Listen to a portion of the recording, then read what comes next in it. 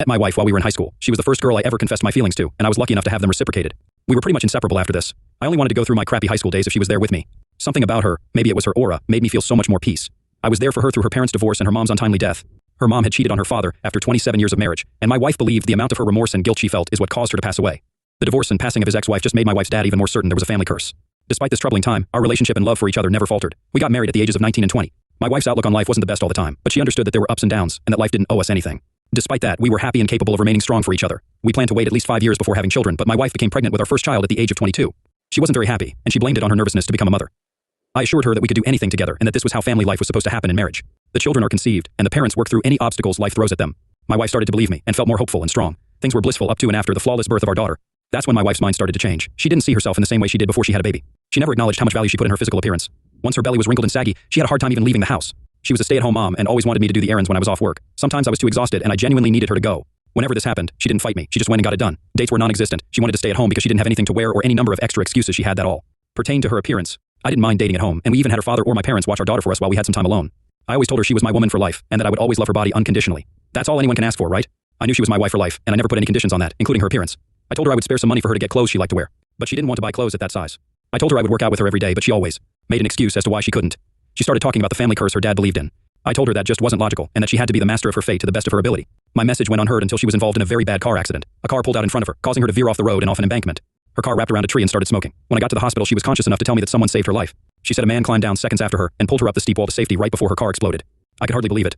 I told her that after this she could say the curse was broken because she survived. She asked me to ask anyone in the hospital or police force if they knew who that man was. I tried to find out for her, but no one knew. After she was discharged, life at home was almost back to normal. I noticed she wasn't struggling with her self-esteem or overall doubt anymore. She told me she believed that the curse was broken because she survived. I was happy for her and this positive change. In hindsight, I did notice a few clues. I found a cigarette butt in our front yard. I asked my wife about it, and she played dumb. She suggested it belonged to the lawn guy. My wife was spending more time on her phone, but doing it at times I wouldn't notice. Because of being at work, being in the bathroom, being in a different room than her when she was cooking dinner or when she was gardening. I never noticed enough to bring it up to her, and the biggest thought I had about it was that she was glad to be alive and was keeping in touch with her relatives and friends. Shortly after I came to this conclusion, I arrived home to find a strange car in the driveway. I could smell burgers and dogs in the backyard. When I got back there, I saw my wife talking to another man while he cooked on the grill. I asked them both what was going on, trying to be nice just in case this wasn't something I needed to be alarmed about. My wife smiled and introduced me to her hero, the man that saved her from the car. My stomach flipped. I didn't feel great about this. I never really wanted my wife to have male friends, especially not one that she felt indebted to. I didn't have any female friends because I refused to give temptation an opportunity. He was a good-looking man and taller than me by a few inches, no wedding ring. Through awkward chit-chat over dinner in the backyard, I found out he was a firefighter and that before saving my wife, he'd saved 3 dogs and 2 cats from burning buildings. My wife loved that. I felt nauseous. I called it a night and started cleaning up. My wife was disappointed but let him leave. She was exceptionally quiet for a few days after this. I tried to tell her I didn't want her to be friends with him because it was unnecessary and just opening the door to temptation. She said I needed to trust her to be a responsible married woman and that she would always keep their conversations PG. I told her I didn't like or want this. We dropped it for a few days until she sheepishly asked me if she could go out for a drink with him. I told her absolutely not. She was upset and said I was being controlling and that she could have her own friends without me being there. I told her that before all this happened, she never went out anywhere, not even with me. So I asked her what made her suddenly want to go with this man. She didn't have an answer besides that he was a good friend, and she did want to start going out more. I told her we could go out together and I'd ask her dad to babysit. She made a face. I knew at this point our marriage was in trouble. She didn't want to go out with me as much as him. I told her if she wasn't going out with me, she wasn't going out with him. I suggested she meet other stay-at-home moms so she could meet up with them and get out of the house. She jumped on this opportunity. The next day, she texted me while I was at work, telling me she found a group of moms that meet at the park every Wednesday to do yoga and let the kids play together. When she was supposed to be there, I left work to check. I found a group of moms doing yoga, so she could have been telling the truth, except my wife and daughter weren't with them. I went home and didn't see his car. I opened the front door quietly. I heard our daughter crying from her room upstairs and music coming from the finished basement. My heart started pounding. As I got closer to the basement, I heard the unmistakable sounds of passion, my wife's voice mixed with another man's. I walked down the stairs filming. My wife went all out for this. At least 50 tea candles were lit with rose petals scattered all around. They were having sex on the pool table. As soon as my wife turned her head and saw me, she jumped up and started saying no over and over again, realizing she was caught red-handed. She grabbed a blanket and told me I wasn't supposed to be here. He started frantically grabbing his clothes and telling me he didn't want any trouble. I told him he was a crap hero and he didn't deserve respect from anyone. He was in such a hurry to leave, I didn't have to say anything else to him. I dialed her father as she freaked out, cried, and demanded to know who I was calling. The first thing I told him was that I just walked in on his daughter cheating on me. I put him on speaker while he said he was devastated and he never thought his daughter would do the same thing her mother did, to destroy the family and cause so much heartbreak. She turned furious and didn't want to hear it. She tried to grab the phone from me, hanging up on her father, but I ran upstairs with it and locked myself in our daughter's room, picking her up to stop her crying. My wife frantically knocked on the door, tried to open it, and told me to let her in a few times before she started wailing and begging me for my forgiveness. She called me her husband several times, as if that was enough for me to forgive her. She admitted she wasn't thinking about me or our daughter, or how much our marriage and family would be affected by her actions. I told her this was hopeless. She wanted me to trust her, but now proved she was a liar and cheater. She told me she knew what she did was a mistake, but she didn't do it out of love for him. She did it because he made her feel better about herself. I told her she shouldn't have needed another man's, or anyone's validation. I was her husband and the only man in her life for a reason. That's what marriage is. You don't rely on anyone but yourself and your spouse for meeting your emotional needs. I told her that emotions ultimately are not important, and don't have to be an uncontrollable force of poor decision-making. She is supposed to make decisions based on what is best for her and her family, not fantasies or selfish desires. She didn't know what to say, so she just cried. When I finally opened the door and told her to leave, she lost her mind, screaming, telling me I couldn't just kick her out and separate her from our daughter. I told her I was going to file for divorce. She said until she was ordered to leave, she was going to continue living with me and our daughter, even if we slept in different rooms. And so we did that until our day in court. I showed the film of her cheating on me and got out of alimony payments. On top of that, her father's house didn't have enough rooms for our daughter to live, so I won custody. They got visitation, but they are both miserable and bitter to this day. My ex-wife has no one to blame but herself. She's completely lost her identity because of this. She has nothing to call her own, and is too depressed to try to get a job or make friends. Now on to the next story. Story 2. Found out my fiancé was having an affair a month before our wedding. She tried to justify it when I caught her. Let me start from the beginning. Yesterday, I met my fiancé at our wedding venue for our 4-month out meeting to finalize details. We drove to the venue separately because she was leaving straight from work. Towards the end of the meeting, she let me know her friend was dropping off her rental car and needed a ride home and asked if it would be okay. I said yes, thinking nothing of it, as it wasn't that far from our home and I know her friend well. I get home and tried to get in touch with her for the next 3 hours. No answer. At approximately the 1:30 mark, I texted her friend and asked if she had made it to her okay. I was very worried. My fiancé ends up coming home and says, sorry it took longer than expected. She hung out with her friend for a bit before leaving. Okay, no biggie. Just let me know next time, please. Her friend gets back to me a few minutes later and says, sorry, I couldn't make it to the venue. You didn't see your fiancé tonight. I asked her why she would say this, and she said she didn't know. She can't control what her friend says and walked outside. I'm sketched out as hell by this point. I have never done this before, but I looked at her phone records. Yes, I did, and I don't regret it. I saw that when she went outside, she called her friend that had texted me right after she went outside. I also saw an hour-long call with a number I didn't know on the way to the venue. I asked her what rental place they went to and multiple other questions. She had quick answers, and they seemed legit. I thought, maybe I'm crazy here. I need to chill and sleep on it. This morning I asked her to please see the text from her friend asking her to pick her up, and I would apologize for questioning her the previous night. She said no. I said, when I caught up to you yesterday on the way to the venue, I saw you were on the phone. Or who was that? She said, oh, that's the friend I picked up later on. That's when I knew for a fact she was lying. I said I looked at her phone records and knew that wasn't true. She then changed her story to say, oh, I needed to meet up with a coworker to discuss a patient. Who is the coworker and why couldn't you discuss that over the phone? I needed to show him the techniques in person. His name is Michael. Okay, I am sketched out beyond belief at this point. We never lie to each other. I asked to see the text with Michael. She wouldn't let me see it. I said, why not? If there's nothing to hide, are you having an affair? Do you not want to be together anymore? She pauses and proceeds to tell me all the things that are wrong with me. I work too much. I don't spend enough time with her. I don't listen. I'm astonished at this point. All of this is news to me. I put 2 and 2 together at this point. I know something sketchy is going on. I again asked to see the texts. It took about a half hour of convincing to see these texts, and they were crazy sexual in nature and talking a lot of shit about me. Also, how she wanted to be with him and how they're essentially in love. She started this job 1.5 months ago. He is her coworker. He is also 15 to 20 years older and divorced with multiple kids. I've been financially supporting her for the last few months as she got back on her feet and was working extra so she wouldn't have to pick up a part-time job. We own a house, which we both live in, with 3 dogs and a horse. Sorry for the novel, I am beside myself right now. I did not see this coming, and we were going to get married in 4 months. Any advice would help. Update 1. As an update, I was finally able to sit down with her tonight and go over this again. She came in trying to blame me for what she did, trying to justify the cheating and lying as a direct result of my lack of communication and listening. She said she wouldn't have had to start talking to this guy if I had been listening better. I spent too much time in the office working and don't dedicate enough time to her. I tried to explain that I was putting in extra hours to try and support her and the family financially while she was struggling so she wouldn't have to get a part-time job. She said she would have rather gotten a part-time job, which makes no sense to me. She was under the impression that because this was short-lived 1 week, she says, and they only made out once, that we could move past this. When I brought up the text where she was trashing me and talking sexual with him, she deflected hard, and I got nowhere with that. I told her that I'm not the reason this is happening. She went too far and should have communicated with me or thought about the implications first. That I can never trust her again, and this is all because of her actions. Whether she wants to try and justify this as my fault is up to her. At the end of this part, it got a bit calmer. I said, listen, we just really need to figure out the house we own jointly and the 3 dogs. We came to the conclusion that either I stay and buy her out, or we sell and get new places. The dogs, one of us will get one, the other 2, TBD. So that's where this left off tonight, and we continue to keep you all posted on progress. Curious what you all would do about the house. Financially, I can support it alone, but it is nearly 3,000 square feet and 5 acres of land, which was bought solely to have her horse.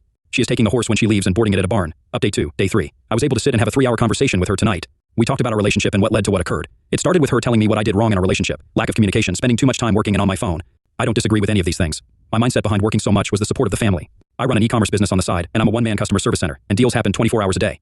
I am never not on the clock. I could have certainly been better about setting my phone aside and responding to people the next day. The lack of communication was on both ends, and a prime example of this is the fact that I was unaware she was unhappy with any of this. It was never communicated to me. She said she felt I would have gotten upset if she told me, but never gave me the chance to work on it. I'm not a perfect person by any means, and many times I do or say things that are misinterpreted by her as rude. An example of this is a week or 2 ago. I was trying to help her with a budget with her financial problems to try to set up a plan to get her on track. To note, I work in the financial industry and do this for clients all the time. She had mentioned that she owed me maybe $1,000, and she would get that back to me next paycheck. I said something like, I think it's a little bit more than that. Let's go through the transfers I've made to our joint account. It ended up being over $55,000. My purpose for doing this was not to make her feel bad, but to realize how much I have been contributing. She took this as me trying to humiliate her. I was just trying to help and maybe my timing was off. She told me I have been too focused on money lately, but I was only trying to make sure we were going to be okay. We still had quite a bit to pay for the wedding, and my budgeting mentality was on overload trying to make sure we had enough. The fact that she keeps trying to justify what she did by attributing it as a direct correlation to my flaws really bothers me. She keeps telling me that she is surprised I would throw away 7 years of a relationship like this. I keep having to remind her that I didn't throw it away, she did, with her actions. She told me that I told too many people too quickly, and we could have resolved all of this between us. She also said that she wouldn't have had to talk to someone else if I was a better listener and communicator. I have finally determined the extent of the affair, which I actually believe based on the text that I read. They began talking 1 to 2 weeks before via text. I don't know if they had met up before outside of work, but this time around, he had asked her to the park to play basketball and talk. She met up with him, and they ended up making out. I truly believe it didn't go further than this yet, but it would have in the near future, I am sure. She says he is not her boyfriend. She also took off tonight, and I have no idea where she is, assuming with him or a girlfriend. It is an awkward living situation, but I'm hoping this resolves in the near term. I do think she wants me to get back with her and try to repair that. I think the main issue was a lack of communication that manifested for a long time. We got into a routine, lived our boring, simple life, and meanwhile this problem was never discussed and grew over time. She acted out instead of talking to me and also lied to my face, talked a lot of shit about me behind my back. She can be very sneaky, and I don't think I can fully trust her again. Obviously, this would be the easiest thing to do, but I don't think I would ever be truly happy. Understanding the root cause has helped me feel better, if nothing else. It will allow me to address my personality flaws, communication issues, and see things from another perspective. I started hitting the gym today and will keep a routine going. I also plan on picking back up on studying for my CFP designation. I took the week off of work to focus on my mental health. Today, I called the wedding venue and officially canceled the date. We were able to get some money back but lost a bit unless the date can be resold to another couple. Unlikely. I also spoke with her parents again to keep them apprised. They live far away and I'm sure are worried sick. I continue to let them know everything is fine and calm and they don't need to worry about their daughter. I did some research and with interest rates where they are today, I will not be able to find a comparable house for the mortgage I pay for this. I can barely find an apartment for less nowadays. I think my best option is to try and buy out her share and have her find an apartment. She seems agreeable at this time. We will have an appraiser out to assess value and see what half of the equity would be and if that is doable for me. My questions to you all are, does this change your mind at all about the situation? Am I handling this properly? If not, what should I be doing differently? Update 3. It's been nearly a month since this whole situation went down, and I owe you all an update. It's been a very busy, emotional, and eventful month. I'm not going to lie, the few days after this happened to me, I was a pathetic mess, groveling to get back with this cheating person. It's embarrassing to admit, but it happened, and it was all part of the process of moving on.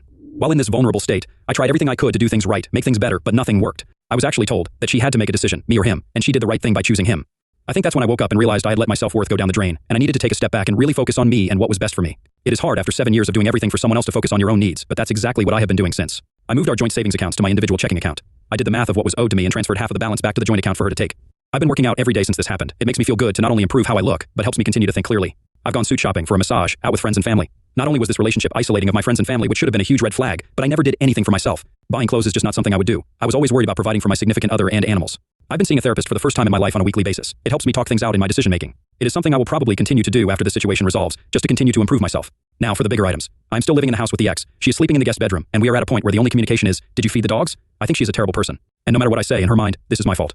To accuse someone of being a bad communicator, and then use that as an excuse to then not communicate her feelings to me and cheat is her being a hypocrite and taking an easy way out in her delusional mind. I stopped bothering trying to reason with her because she is unreasonable. I've been keeping the ball rolling with listing the house for sale. I contacted an agent, had them come, and was happy with the proposed sale price. She then requested that I contact 2 other agents and get their opinions, one of which was recommended by her friend. Yes, I made all the calls, set up all the appointments, and met with these people. This is how the relationship always was, and even though it's not fair, I've been willing to do it all to get the hell out of here. After meeting with all 3, we ended up going with the first agent. Pictures were taken on Sunday, and the house was listed for sale Sunday night.